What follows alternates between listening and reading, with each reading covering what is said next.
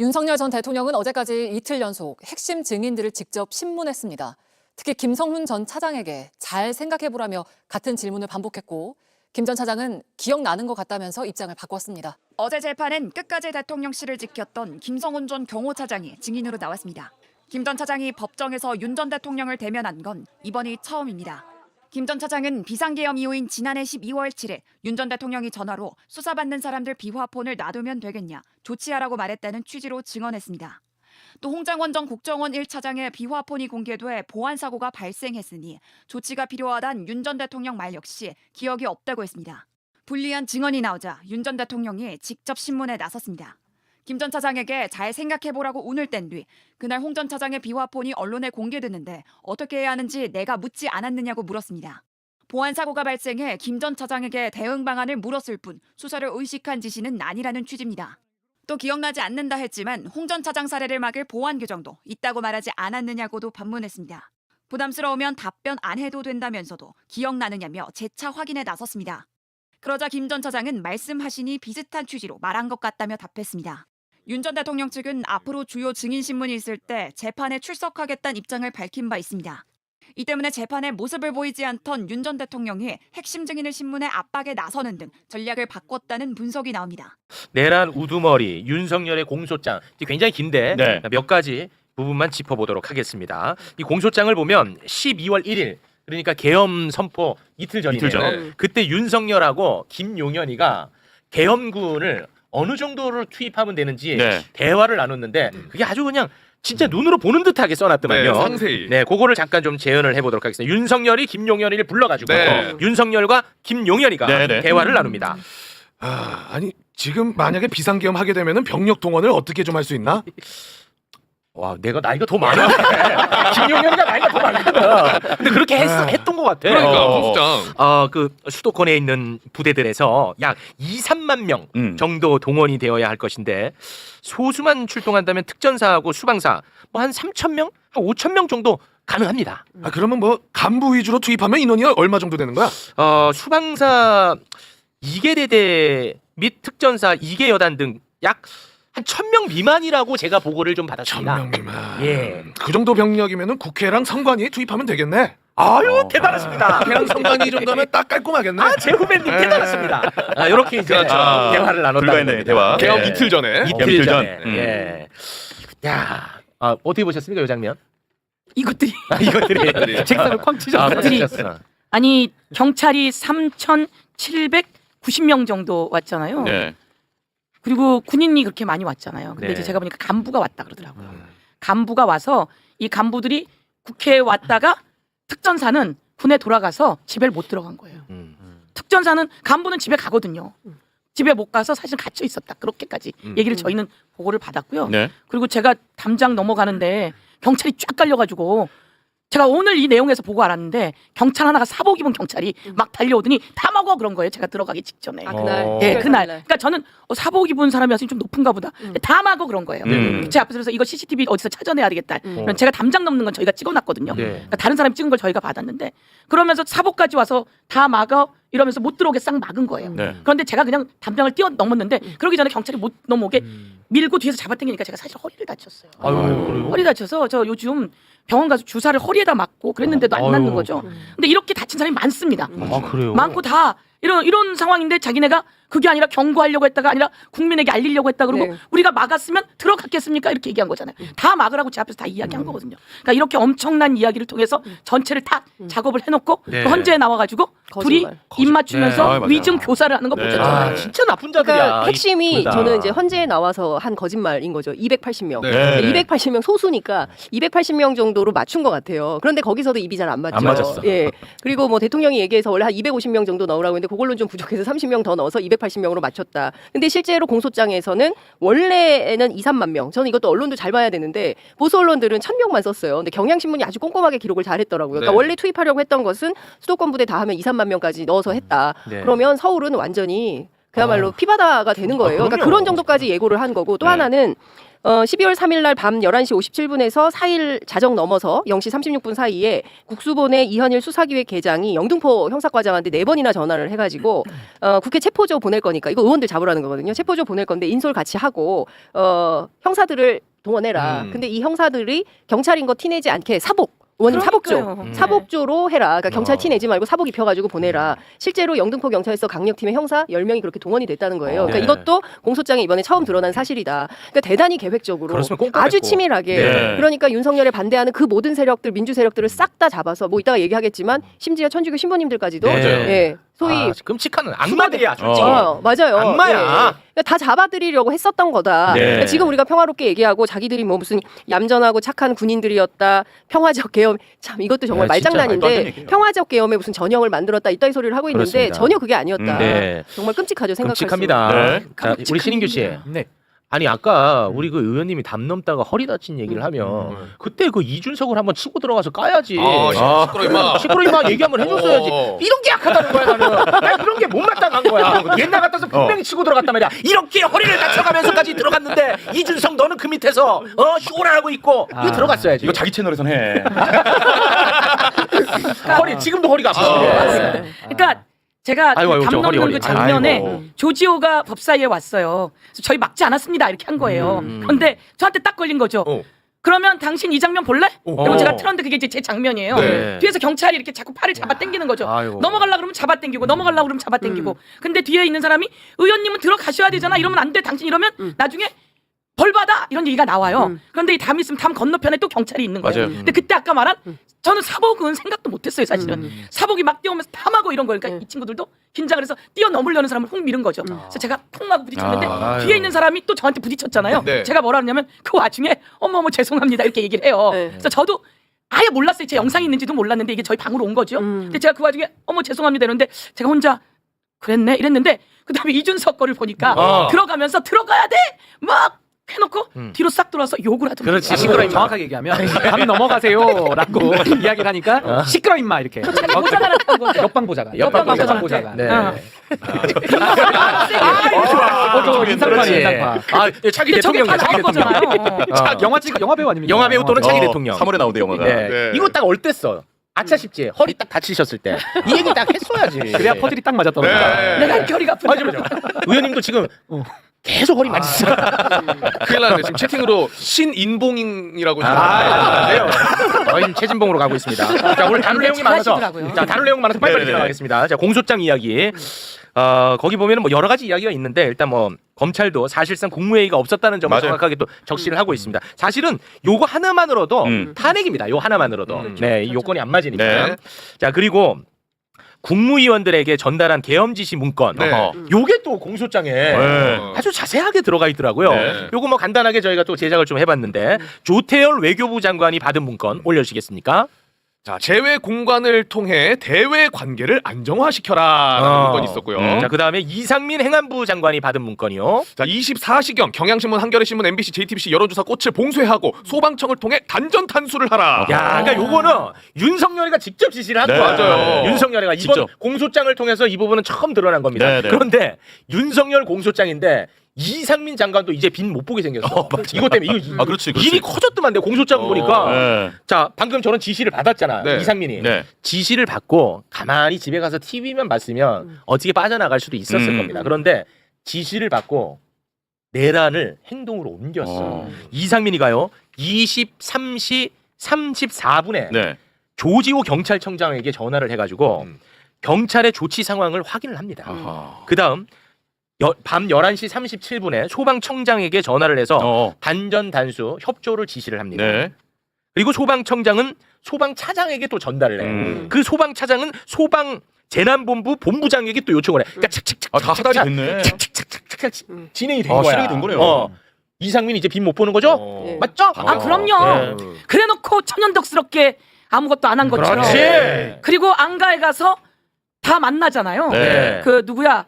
박성재 법무부 장관, 네. 김주현. 김주현 민정수석, 네. 이완규 법제처장. 법제처장. 그리고 이들이 싹 다 핸드폰을 바꿉니다. 맞아. 이완규 핸드폰 바꿨어? 라고 딱 물으니까 답을 못하고. 못해.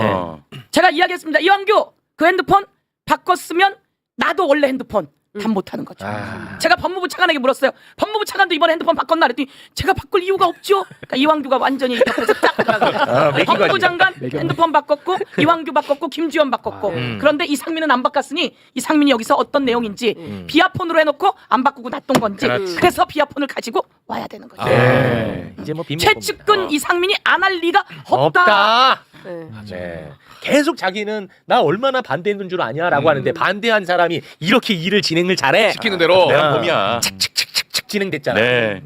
이제 빈모 봅니다. 자 그리고 최상목 기재부 장관이 받은 문건은 우리가 뭐 얘기를 네. 많이 했으니까 네. 잠깐만 띄워주는 수준에서 네. 이렇게 요게 이제 다 공소장에 반영이 돼 있는 거죠. 반영이 다 되어 네. 있습니다. 그리고 이 사람들보다 이른 시간에 이제 또 문건 받은 사람들도 있습니다. 어. 네, 조지호 경찰청장. 아 맞아요. 네. 네.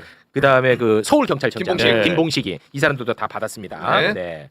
자 공소장 얘기를 뭐 혹시 뭐 요 정도로 정리할까 하는데 혹시 뭐 짚을 부분 있으면 몇 가지만 짚어줘도 됩니다. 제가 한 가지만 네. 최상목이 받은 문건은 무엇이죠? 최상목 문건 네. 올려주세요. 그 문건을 기억을 못해요? 최상목? 최상목이. 네. 아. 예비비만 확보하라는 취지의 글이 있어서 그 쪽지를 받았다고요? 바로 뒤에 가장 큰 게 있었잖아요. 국회 모든 임금과 모든 걸 차단하라. 네. 그리고 비상 입법기구를 만들 예비비를 만들라고. 여기서 이걸 끝난 거야. 기억을 못해요? 네. 이걸 들고 이게 성공했다면 그것을 다 만들 장본인이 최상목이었다. 아. 네. 그래서- 그런데 이제 권한 대행의 대행이 온갖 대통령 윤석열보다 더 많은 거부권을 행사하고 있다? 완전 직권남용입니다. 네. 그래서 이번에 제일 중요한 인물은 많이 봤기 때문이라고 하지만 제일 중요한 내용은 저는 저거라고 생각해요. 그렇습니다. 네. 그리고 전 여기서 잊어서는 꼭 안 되는 인물이 전 한덕수라고 생각을 해요. 한덕수. 그러니까 그날 국무회의를 소집을 해서 사실상 어떻게 보면 이 내란에 관한 모든 그 총괄 보고를 받았을 가능성이 매우 높거든요. 그 한덕수까지 탄핵당하고 지금 최상목까지 온 거 아닙니까? 네. 전 이 내각에 관한 부분, 그 대통령 비서실, 정진석 비서실장도 몰랐을 수가 있겠습니까? 아, 그 부분 해야 돼. 그러니까 이거를 군만 지금 됐기 때문에 내각, 비서실, 안보실, 경호처 그렇지. 싹 다 훑어야 되는 겁니다. 그만 네. 민원 넣어 옆에다가 민원 넣어. 대통령실 직원들. 예, 다 해야 돼요. 정말. 대통령실 직원들이 지금 완전히 지금 사각지대에 놓여 있지 어. 않습니까? 의원님께서 그 목소리로 세게 좀 성토해 주시기 정진석 왜 그 용산에 못 들어오게 했을까? 바로 그겁니다. 경호처 차장이 막았다고 하는데 정진석이 얘기하면 그걸 막을 수 있겠습니까? 다 여는 거고 여러분 장관은 누구의 지시를 받냐면 제가 청와대에 있어봐서 아는 사람이에요. 어. 청와대 비서관과 수석 정도면 장관을 쥐었다 놨다 하는 사람입니다. 장관이 이렇게 움직이고 하려면 청와대, 저희 땐 청와대죠. 지금은 그 섯을 풀었던 용산의 윤석열 밑에 있던 그 수석과 보좌관과 비서관들이 전부 다 관여 안 돼 있을 리가 없다. 없습니다. 김태효. 쌍태요.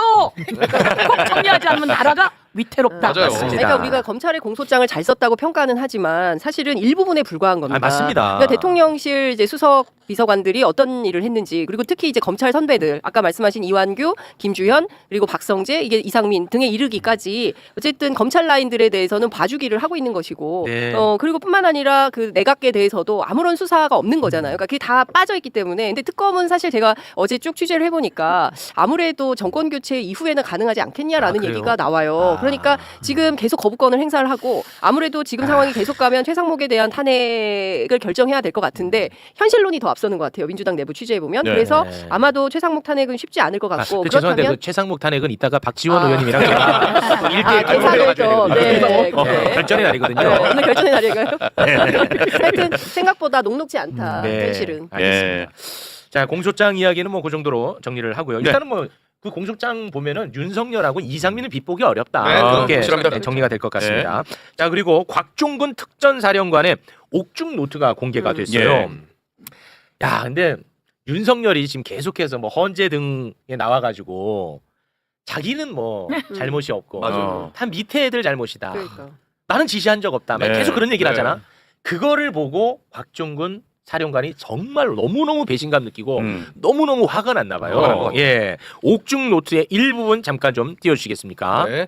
자 대통령이나 김용현 전 장관이나 반대하고 만류할 때는 듣지도 않고 자신들이 책임질 것처럼 하더니 군만 이용당하고 지금 와서 이게 무엇인가? 이거는 정말 이거는 지금 많은 거를 알려주는 거야. 네. 윤석열이 절대 책임져 주지 않습니다. 맞아요. 자기만 빠져나가려고 합니다. 맞습니다. 그 밑에 있는 사람들 빨리 이거 지금 자각해야 돼. 작성해야 돼요. 예. 그래서 이게 너무 화가 나서 이 옥중 노트를 썼더라고요. 그러니까요. 예. 공개가 됐고.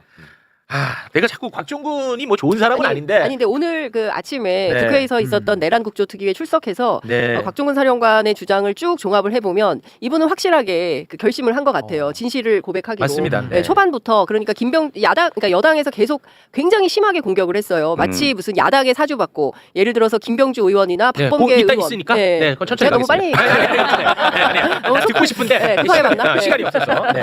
자, 그러면 윤석열하고 김용현이가 헌재 나와가지고 국회에 있는 의원이 아니라 요원을 끌어내라고 지시한 것이라고 이야기한 정말 네. 이건 역사에 남을 장면 아니겠습니까? 네. 이 역사에 남을 장면이니까 아무리 바쁘더라도 잠깐 보고 오겠습니다. 의원이 아니라 요원을, 그죠? 요원을 빼내라고 한 것을 김병주 국회의원이 의원들 빼내라는 것을 통과시킨 것이죠. 네, 그렇습니다. 자, 네. 이거를 보고 또 곽종근 사령관이 엄청나게 화가 났다고요. 네네. 이 부분에 대해서도 옥중 노트에 썼습니다. 좀 올려주시겠습니까? 자, 의원 아닌 요원이라고 주장한 것은 진술 왜곡이다. 네. 노트에도 썼고. 그리고 대통령 말씀이라고 해가지고 또 쓴 부분이 있더라고요. 네. 자, 대통령 말씀. 국회 문을 부수고 들어가서 의원들 끌어내라. 네. 의원들 끌어내라. 네. 자, 그런데 오늘 내란 혐의 국조특위에 곽종근 사령관이 직접 또 나왔어. 네, 나왔어요. 나와서 또 이 부분에 대한 이야기를 합니다. 네. 그 부분 영상으로 보고 오겠습니다. 정확하게 다시 말씀드리겠습니다. 대통령께서 저한테 직접 비화폰으로 전화하셨다고 분명히 말씀드렸고 그때 아직 의결 정족수가 채워지지 않은 것 같다. 빨리 국회 문을 부수고 들어가서 안에 있는 인원들을 밖으로 끄집어내라 라고 지시를 받았다고 말씀을 드렸습니다. 근데 그 인원이 요원을 빼내라고 했던 그때 당시의 시점에서는 도저히 그 인원들이 본관에 들어가 있지도 않았습니다. 알았습니다. 네. 야, 그러니까 그 당시에 요원이 안에 들어가 있지도 네, 않았다는 들어가 거야. 있지 않았죠. 정확하게 얘기하셨네. 근데 많은 사람들이 야, 이게 너무 당연하고 뻔한 걸 왜 자꾸 얘기하냐. 이런 글들을 지금 올리고 계시는데 왜 그러냐. 네. 국민의힘에서는요, 아직도 의원이 아니라 요원이라고 믿고 있습니다. 맞아요. 그래서 곽종근이 지금 요원은 그건 거짓말이다. 의원을 빼내라고 했던 것이다. 아니, 근데- 라는 말을 회유에 의해서 거짓말하고 있다라고 얘기를 하고 있어. 회유당했다고? 예. 그러니까 오늘 오전에 네. 주로 이제 국민의힘 의원들이 그 영상이 있는데. 네.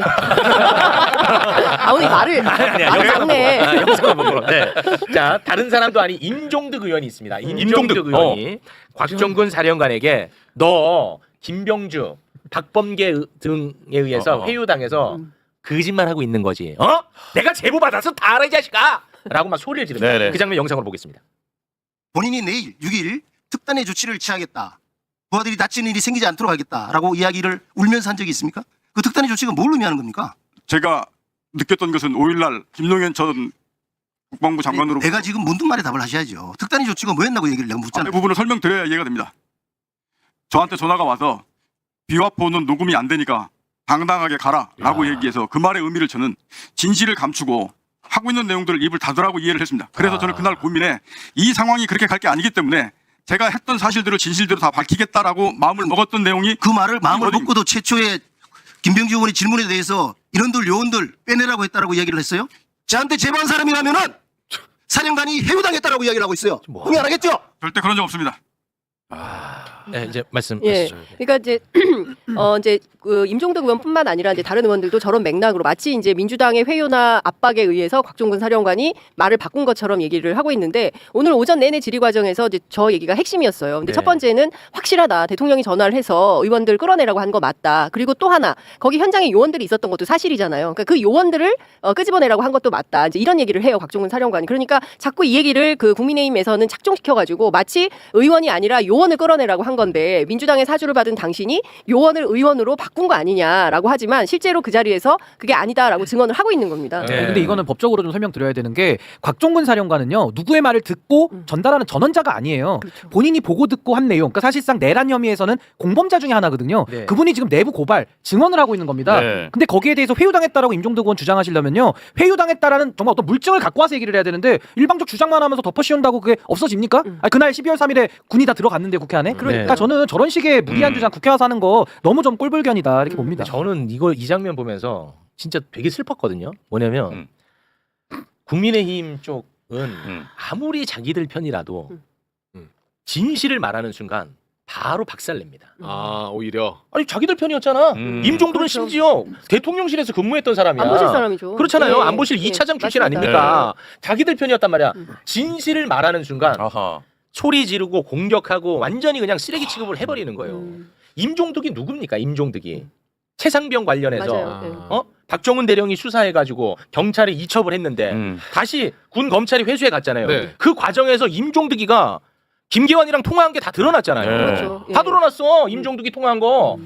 그자입니다, 그자. 맞습니다. 뭐가 잘나가지고 누구를 검증합니까? 사실 임종득이. 국회에 와 있을 자격이 근본적으로 없지. 없는 사람이에요. 근본적으로. 네. 그때 최상병 사건 터지고 나서 그 대통령실 나와서 국회의원 출마한 거잖아요. 네. 그래서 영주에서 당선돼서 지금 국회 활동을 하고 있는 거고. 임종득이 무엇을 했는지 추적을 해야지 돼요. 임종득은 말씀처럼 최수근 상병 때 연루되어 있는 작자입니다. 네. 연루되어 있는 작자이기 때문에 내보내서 총선에 출마시킨 가능성이 있습니다. 네. 그래서 국회에서 대정부 질문이나 이런 걸 할 때도 가장 말이 안 되는 내용들을 하고 있는 사람이고요. 네. 지금 이 계엄에도 임종득은 관여가 없을까?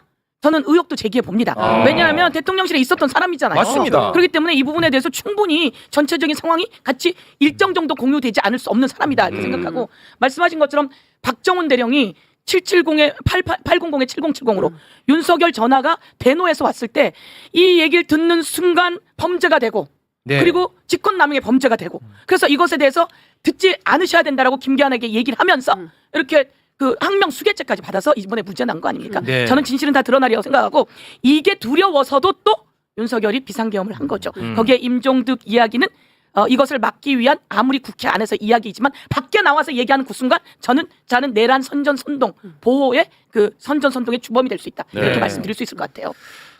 너무 화가 나더라고요. 더 이상 말 못하게 해야 해요. 예. 요원이라고요? 정말 지나가던 속. 바로 이틀막 해야 됩니다. 이틀막. 예. 자, 그리고 이 윤석열하고 김용현은 이 거짓말도 거짓말인데 정말 나쁜 자야. 왜 그러냐? 국회에서 계엄 해제 요구안 가결 다 시켰잖아요. 네. 그러고 나서 뭐 자기들이 뭐 철수시켰다고 하는데 그러고 나서 계엄군들을 철수 지시를 내리지도 않았더라고. 그러니까 늦게라도 뭐 철수 지시를 내렸던 적이 없어. 아이, 그 그자 관련해서 예. 곽종근 사령관이 옥중 노트에다가 예. 적어놨던데요. 그 부분을 잠깐 좀 보고 갈까요? 자, 곽종근. 자, 요게 이제 그 네. 국회에서 계엄 해제 요구안이 가결된 직후 상황입니다. 네. 네. 그리고 김용현과의 통화에서 국회 선관위 세 군데 민주당사 여론조사 꽃에 보낸 인원 임무 중지하고 안전구역으로 철수하겠다라고 김용현한테 이야기를 하니 김용현이 알았다. 조금만 더 버텼으면 좋았을 텐데 라고 이야기를 했고 이진우 수방사령관은 특전사 어떤 명령을 받는 게 아니라 특전사 병력이 빠지는 거 보고 빠지나 보다 병력을 뺐고 문상호 정보사령관도 대통령과 김용현 장관이 아무 말이 없길래 야. 내 판단으로 병력을 뺐다. 진짜 나쁜 놈들이야. 지시가 없었네. 아예. 진짜.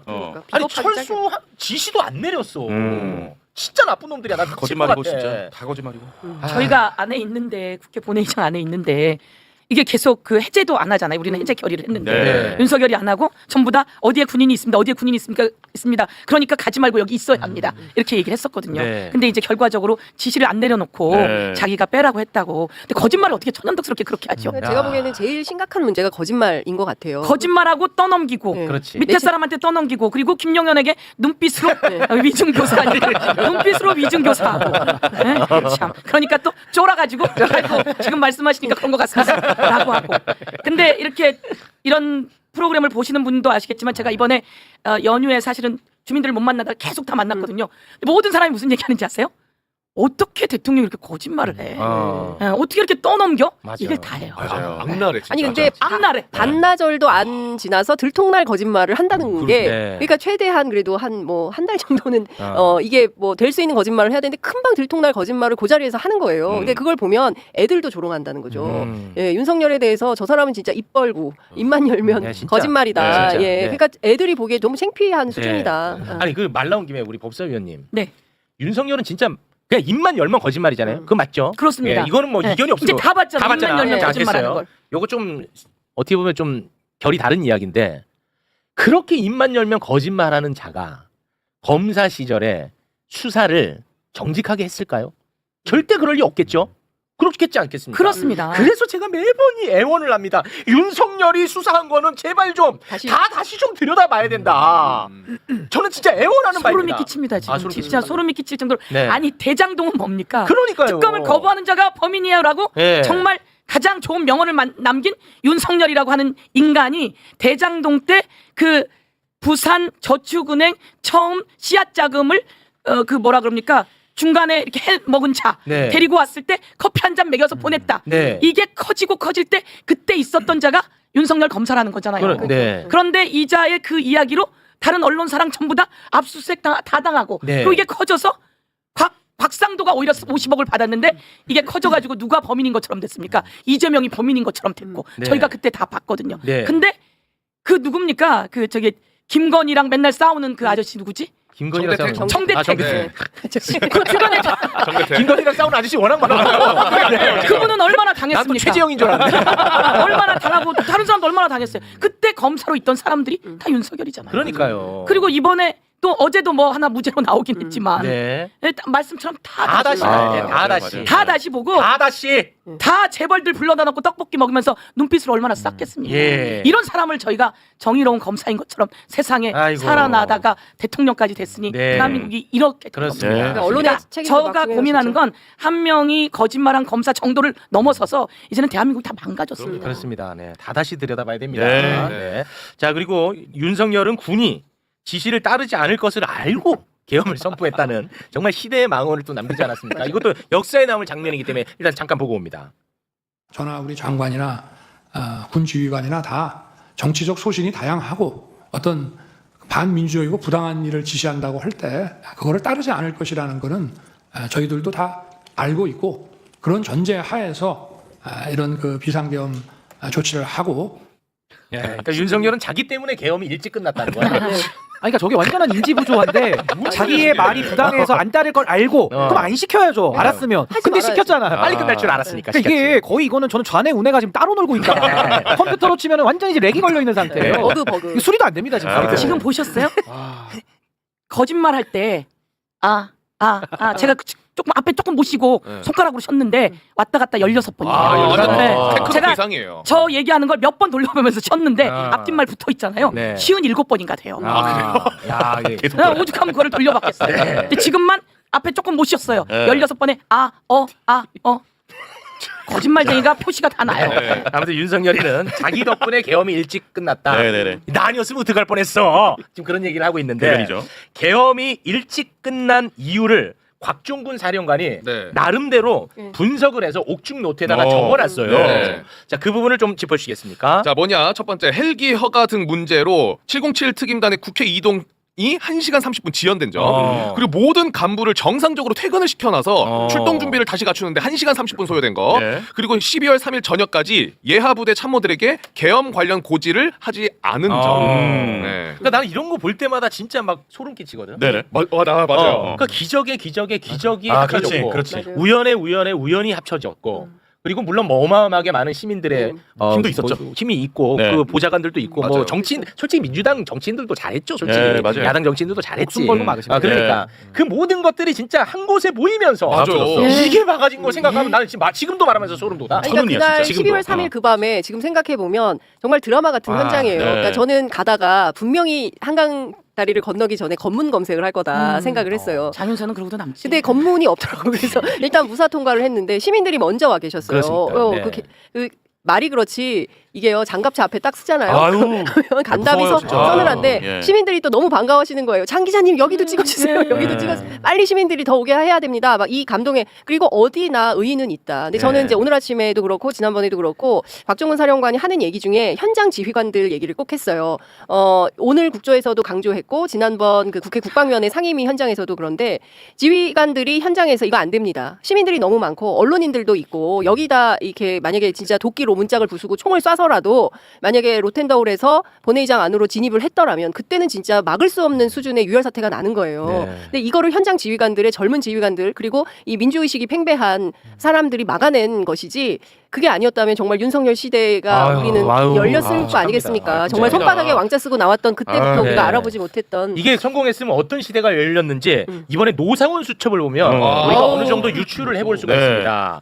원래 이제 언론에 공개된 노상훈 수첩의 내용은 한 요 정도였어요. 잠깐 요 정도였습니다. 이것도 끔찍하지 사실은. 기존에 우리가 다뤘었던 이거 끔찍하지. 성명 의원한테 16명. 미안하더라고. 내 옆자리였는데. 아 그래요. 네. 우리 백령도에 빠뜨릴 뻔해가지고. 네, 수고해가지고. 아, 이것도 무섭다. 예, 그 네. 폭파시켰는데 북한 공격 받아가지고 한 것처럼 이렇게 하려고 했다. 이게 백령도 사건, 네. 백령도 작전. 작전. 요 정도만 알려졌었는데 음. 이번에 그 MBC에 의해서 노상원 수첩의 일부 내용이 또 공개가 됐거든요. 네. 그 부분 정리를 한번 해주시겠습니까? 자, 기존에 저희가 봤던 내용에 추가적으로 종교계가 또 있습니다. 종교계는 아까 얘기하신 것처럼 천주교 정의구현 사재단을 수거 체포 대상으로 적어놨고, 네, 이거 보고해 그냥. 네, 그거. 노동계에서는 민주노총, 그리고 김명수 전 대법원장, 그리고 여러 명의 현직 판사를 와, 이 적어놨는데 중요한 게 현직 판사가 한두 명이 아닙니다. 여러 그렇죠. 명이에요. 근데 이게 실명으로는 이제 언론에서 보도하기가 어려웠던 것 예, 같아요. 네, 네. 그래서 아마 요 정도 선에서 보도한 것 같습니다. 근데 그 인원들을 노상원이는 좌파 판사라고 적어놓은 겁니다. 네. 김어준 씨도 있고요. 네. 그리고 수집소, 와. 백령도, 연평도, 수집소, 실미도. 그러니까 이 자식들은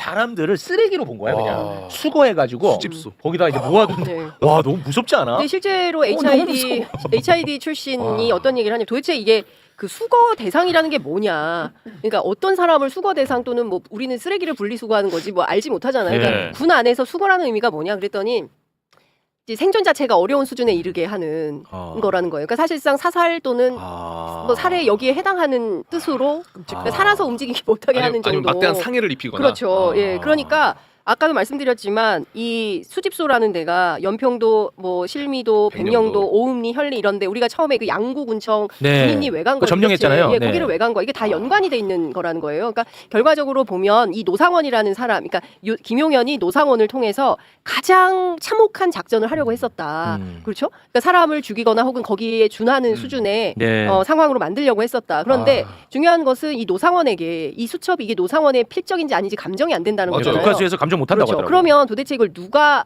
노상원에게 이 작전을 지시한 건지 김용현인지 아니면 그 밖에 누구인 것인지에 대한 확인과 수사가 필요한 거죠. 근데 이 네. 부분에 대해서 노상원이 입을 열지 않고 입 열지 있다, 않고 있습니다. 않고 있으니까 그러니까 저는 수사 대상자를 좀 더 확대할 필요가 있겠는 맞습니다. 게 김용현과 노상원의 관계를 한번 생각해 보십시오. 오래된 인연. 그러면서 한 명은 국방부 장관, 그리고 한 명은 외부 민간인이잖아요. 네. 그럼 윤석열 대통령한테는 전 자꾸 김건희 씨가 떠올라요. 그리고 이제 그런 무속 얘기도 그렇죠. 좀 공통점도 있고, 그래서 약간 좀 이게 짝으로, 그러니까 복식조로 이렇게 같이 좀 뭔가 일을 도모한 거는 아닐까? 이런 의구심도 충분히 들기 때문에 네. 저는 이 내란죄 수사도 더 저는 수사 범위를 좀 넓혀서 네. 정말로 저는 엄밀하게 수사를 해야 그렇습니다. 된다고 네. 생각이 듭니다. 근데 그 노상원이는 다시 한번 말씀드리면 민간인입니다. 네, 민간인. 민간인인데 기업폰 갖고 있어요. 김용현이가 국방부 장관이 되기도 전부터 노상원이는 김용현이가 국방부 장관이 될 것이라는 걸 알고 있었다는 거예요. 경호처장 때부터. 그렇지. 오. 그 얘기가 오늘 국회에서 나왔어. 아, 그래요? 국회에서 어떻게 나왔냐? 노상원이가 자주 찾던 점집이 있습니다. 네, 네. 그 여자분 그분이 누구냐면요. 비다나 씨입니다. 비다나 씨. 비다나 씨가 국회에 오늘 나왔어. 그래요? 와우. 비다나 씨가 나와서 네네. 이 부분을 오늘 얘기를 했어요. 자, 영상으로 보고 오겠습니다. 대박이네. 김용현 전 장관에 대해서 그 관련된 언급을 하셨다고 말씀을 하셨습니다. 언론에. 처음에는 그냥 이름하고 생년월일을 가져가지고 오셔서 제가 이제 이분은 그냥 보통 군인은 아닌 것 같아요. 이제 했더니 이 사람이 나중에는 이거 봐. 장관이 될 거다. 그때는 장관이기 전이었었거든요. 와, 노상원이가. 노상원이가 이미 알고 있었다. 비다나 씨한테 얘기. 장관이 될 거다.